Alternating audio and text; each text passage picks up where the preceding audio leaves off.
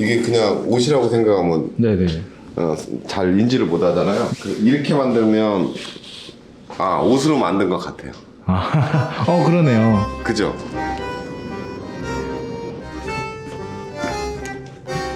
이게 지금 이 한 면이 이거예요. 이거 다 섬유 덩어리죠. 네네. 저희는 화학적으로 하는 게 아니라 이게 물리적으로 하다 보니까 저 판넬을 만드는. 발달장애나 직접장애 친구들의 일자리를 만들어줘야겠다. 회사 이름이 세진플러스잖아요. 그래서 세진이 우리 둘째 아이 이름이에요. 근데 이 친구가 지적장애 1급이에요. 의류, 산 같은 이런 쓰레기 범위가 그들한테는 쓰레기지만 저한테는 다이아나 금같이 도시 강산인 거예요.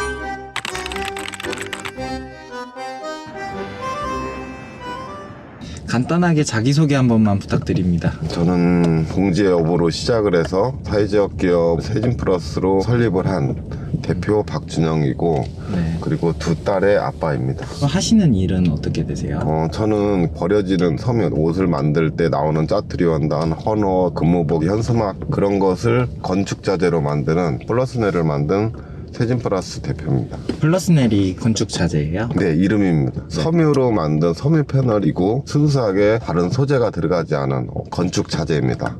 그래서 일반 건축 자재하고 틀리다 하면 기존의 옷을 만들던 공법을 그대로 적용을 해서 사람한테 옷과 같이 유익한 기능을 발휘할 수 있도록 만든 패널입니다. 직접 개발하신 거예요? 예, 그렇습니다. 만드시는데 오래 걸리셨을 것 같아요.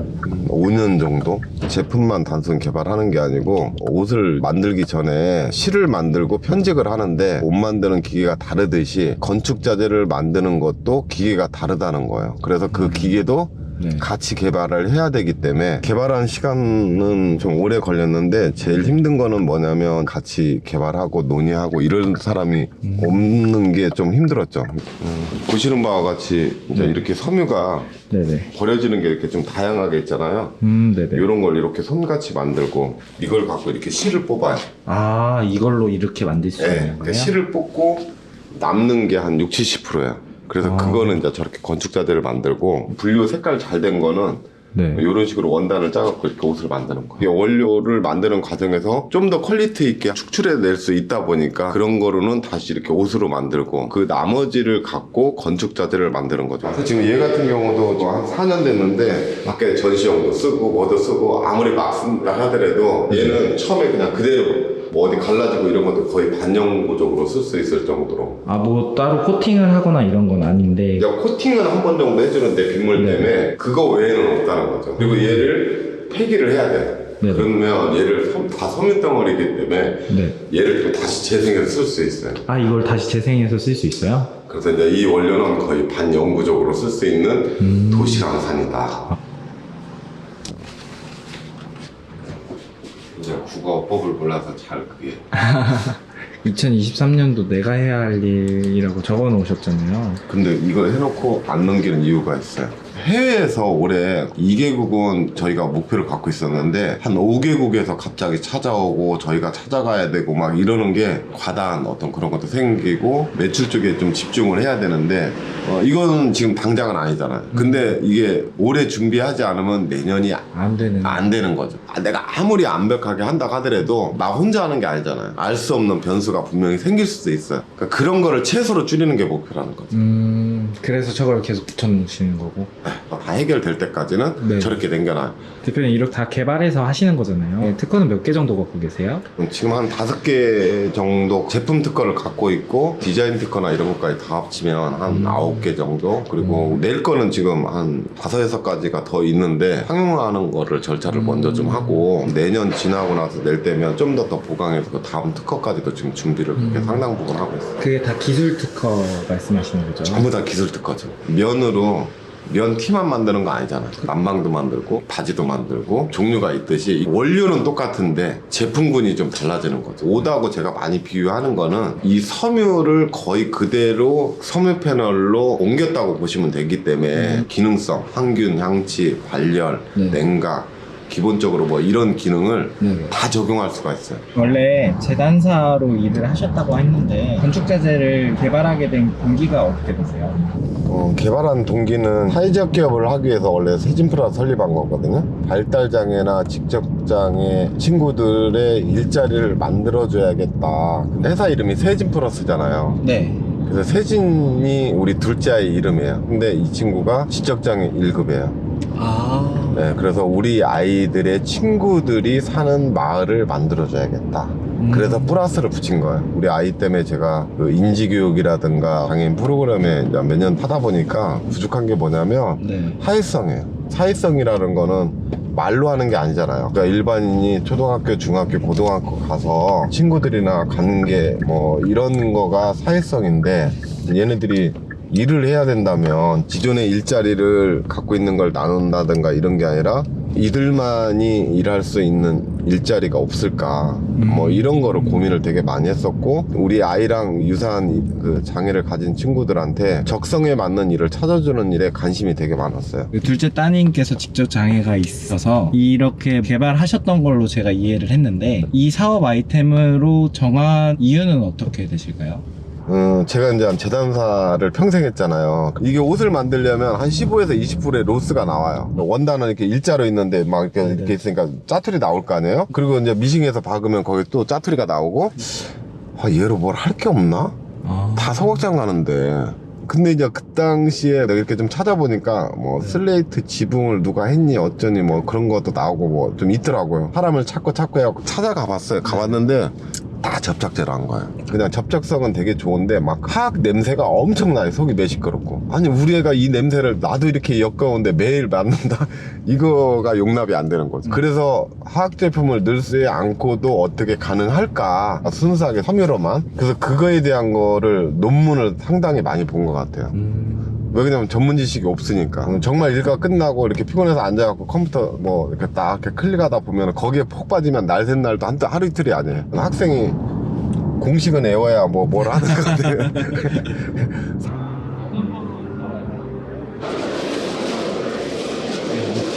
이거 이번에 한 거예요? 네, 요번에 한 거.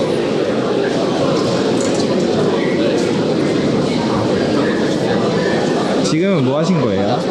이게 방수가 얼마나 잘 되는지 비 올 때 휴지로 닦으면 바로 앉을 수 있게끔 한다고 했는데 네네. 실제로 커피까지 좀 해야 물보다 확실하게 할 수 있죠.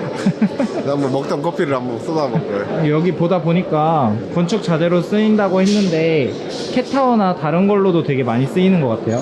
네, 이거 이제 소재 보면은 테이블 의자 같은 거 다 같이 저희 거. 그리고 여기 같은 경우는 이제 현대 자동차 로비인데 천장, 벽면, 바닥 뭐 이런 모양까지도 저희 거로 다. 이거 같은 경우는 좀 의미가 좀 다른 게 남산도서관 100주년 때 서울시에서 나오는 현수막으로 야외 도서관을 만든 거예요. 와. 그리고 이제 얘 같은 경우는 몽골에다가 실제로 이제 내부하고 외부를 저희 네. 거로 다 해본 거예요. 그 테스트를 하는 거로. 그러니까 몽골하고 저희하고 한양대하고. 실제로 사람이 살고 있어요? 네, 그렇죠. 올해가 3년째 들어간 거 알고 있어요. 근데 이게 아무래도 섬유로 만들어진 거다 보니까 물이나 불에 취약할 수도 있다고 생각을 할 수 있을 것 같은데 그런 건 어때요? 얘는 물에는 되게 강해요. 그러니까 옷이 젖는 것 뿐이지 마르고 나면 원상복귀 되잖아요. 네네. 그 원리랑 똑같아요. 그리고 이제 불에는 광염, 성의 성질은 가졌지만 네네. 우리나라 내장재에 맞는 준불연을 하는 거는 그 준불연제를 친환경적으로 첨가해서 최근에 이제 준불연 시험까지 다 끝난 상황이에요. 그러면 이거에 대한 내구성은 어느 정도 되나요? 시험 성적으로는 우리나라 날씨 조건으로 했을 때 30년 동안 변질이 안 생긴다 이런 건 받았고 실제로는 청계천하고 공공시설에 데크나 벤치로 설치한 게 네네. 약 6년 됐어요.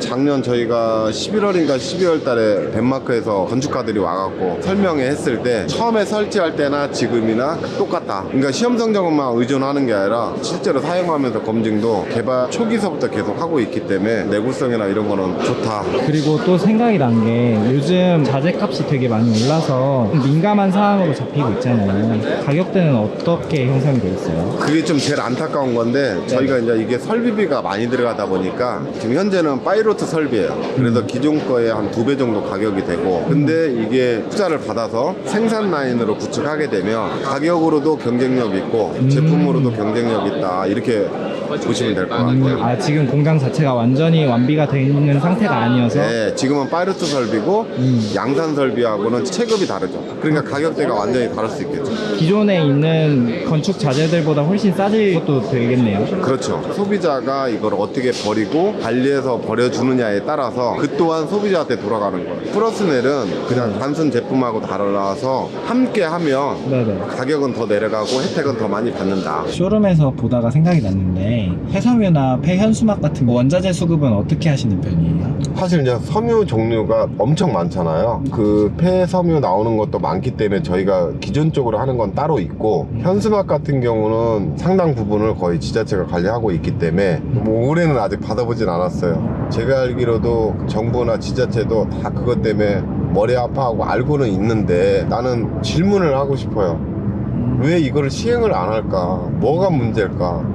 정말 궁금해. 재활용하는 거로는 지금 에코백이나 마대자루 뭐 기타 뭐 몇 가지가 있긴 있는데, 뭐 통계 자료는 한 20% 이내 뭐 이 정도가 뭐 그렇게 하고 있다고 해요. 그렇게 또 재활용할 수 있는 거는 2번 3번 하고, 이도 저도 아니었을 때 우리한테 오게끔 현수막은 쓰레기가 아니라 자원이다, 네. 나무다, 이렇게 제도화돼야 되지 않겠냐. 제가 주장하는 건 그런 거죠. 이번 선거에서 나온 것만 220만 톤인가 그랬던 거. 그게 단층으로 네네. 한 9평 정도 모델하우스를 거의 한 200채 정도 질 수 있는 거예요. 200채요? 200톤이라는 양만치 집을 지려면 어떻게든 나무를 수입해와야 되잖아요. 그럼 수입을 그만치 안 해도 된다는 얘기예요. 현수막이 저는 사용할 의무도 있다고 생각하거든요. 저는 모든 섬유가 다 재활용이 가능하고 자원으로서 충분하다고 생각하기 때문에 강력하게 제가 제안을 드리는 바입니다. 모든 섬유는 재활용이 가능하다고 말씀을 주셨는데, 기능성이 많이 들어간 소방복이나 화학처리나 이런 게 많이 된 섬유들도 사용이 가능한 건가요? 소방관들이 뭐 하는 거예요? 불을 끄는 사람들이잖아요. 그렇죠. 그러면 소방복은 불이 붙으면 안 돼요. 그래서 이거를 거꾸로 분해를 해서 건축자재를 만든다면 어떻게 되죠? 불이 안 붙는 건축자재가 되는 거예요. 관리를 덜 하더라도 네. 사람이 어쩌다 한 번씩 가더라도 보호해 줄 수 있는 그런 아이템으로 활용을 하는 게 맞지 않을까, 이렇게 생각합니다. 산 위에 있는 햇빛차 같은데 활용하면 좋겠네요. 그렇죠. 강원도 쪽 라인에 작년에도 마찬가지지만 불이 나잖아요. 근데 불이 저쪽 산에 이쪽 산 타는 거를 쉽게 알 수 있는 게 아니잖아요. 소방복으로 만들었다 가면 골드 타임이 엄청 길겠죠. 여기 밑에 보시면은 지퍼라든가 네. 이렇게 쇠 같은 거 이런 게 있잖아요. 아, 네네. 그래서 뭐냐면 이게 근무복을 집어넣으면 이물질이 따로 이렇게 잘려서 나와서 섬유만 들어가고, 그러니까 여기 들어가면 그런 거 없이 그냥 섬유만 이렇게 나오는 거죠. 섬유만 들어가야지 다른 뭐 쇠 같은 거 플라스틱 이런 거 들어가면 안 되니까 그런 거를 선별하는 기계라고 합니다. 그럼 근무복 같은 거를 여기다가 넣으면 네. 이런 식으로 섬유가 나온다. 그렇죠. 아, 그럼 그렇게 나온 거를 여기다 집어넣잖아요. 그럼 여기 어떻게 나오냐면 이렇게 완전 솜으로 되잖아요. 아, 그게 이렇게 되는 거예요? 네. 그래서 여기에는 완전 솜덩어리만 나오는 거예요. 그래서 그거를 압축시켜 놓은 게 이거예요. 아무것도 없잖아요. 이 솜유에는. 이게 시작이 원료가. 얘를 갖고 요거를 만드는 거예요. 이렇게 얇은 종이 같이 수백 장을 깔은 거예요, 이게. 그래갖고 얘를 저렇게 만들면 네.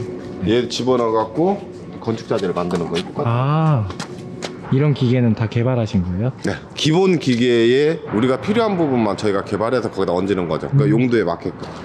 지금 이거 보면 여기는 막 청바지나 다 헌옷이에요. 이거는 봐도 헌옷 같죠? 네네. 네, 이런 거를 다 여기다 집어넣어서 아예 패널로 만드는 거예요.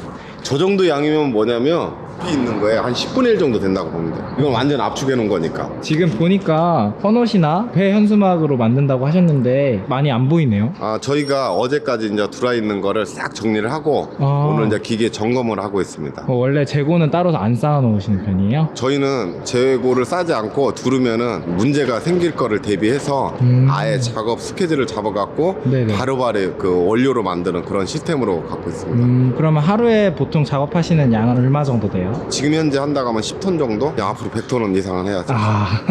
촬영해보셨는데 어떠셨어요? 상고 생활하고 하면서 더 많은 친구들을 만날 수 있을 것 같다, 동지들을 만날 수 있을 것 같다, 이런 자부심, 흥분, 이런 것 같아요. 그럼 앞으로의 목표가 있다면 어떤 게 있으실까요? 제가 이 세진 플러스를 설립한 동기가 좀 우리나라뿐만 아니라 해외도 그런 헌옷이나 이런 거로 문제되는 것을 좀 확산이 돼서 좀 글로벌하게 플러스네를 활용했으면 좋겠다, 이런 생각을 하고 있습니다. 그럼 마지막으로 저희 구독자분들에게 한마디만 해주실 수 있을까요? 여러분이 입고 계시는 옷이 버렸을 때 한 번만 생각해 주세요. 이게 어디로 갈 건가? 여러분 곁으로 다시 오게 할 수 있는데 그게 무엇으로 올 수 있는지 그거 한번 상상 한번 해보실래요? 그리고 좋은 아이디어가 있으면 댓글을 남겨주시면 제가 꼭 필독을 하고 응대를 하겠습니다. 꼭 참석해 주세요.